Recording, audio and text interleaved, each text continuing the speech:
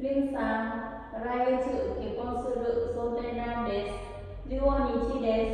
その時、ぜひ来てくださいね。本当ですか？おめでとうございます。ぜひ来ます。はい。もう準備はできましたか？まだ全部終わっていませんが、少しずつ準備しておいています。ちょっと忙しいです。そうですね。結婚は大変ですよね。はい。でも、とても楽しみです。結婚した